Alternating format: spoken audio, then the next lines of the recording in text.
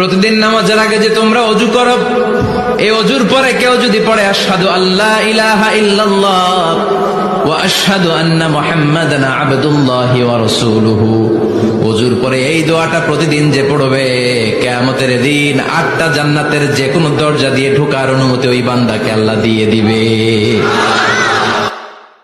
যেটা তুমি পাওয়া, এটা তুমি কোনোদিন হারাবা না। যেটা তোমার হওয়ার কথা ছিল, এটা তুমি কোনোদিন মিস করবা না। আর যেটা তুমি পাওয়ার কথা না, গোটা বিশ্বের সব শক্তিকে হাতের মুঠোয় আনলেও সেটার দেখা তুমি পাবে না, পাবে না। ওয়া'লাম আন্নামা আসাবাকা লাম ইয়াকুন লিয়াখতিআক ওয়া মা আখতাআকা লাম ইয়াকুন লিয়ুসিবাক রুফিআতিল আকলাম ওয়া জাফফাতিস সুহুফ। আব্দুল্লাহ, রিজিক নিয়ে চিন্তিত হয়ো না, রিজিক নিয়ে পেরেশান হয়ো না। প্লে ইউর রোল, রিজিক ইজ ফিক্সড। যেটা তুমি পাওয়ার তুমিই পাবা। আল্লাহ রাসূল সাল্লাল্লাহু আলাইহি ওয়াসাল্লাম বলেছেন, 5টা বিষয় আসার আগে 5টা জিনিসকে কাজে লাগাও। তার মধ্যে একটা হচ্ছে শাবাবাকা ক্বাবলা হারামিক, বার্ধক্য আসার আগে যৌবনকে কাজে লাগাও। সিহহাতাকা ক্বাবলা মারাদিক, অসুস্থতা আসার আগে সুস্থতাকে কাজে লাগাও।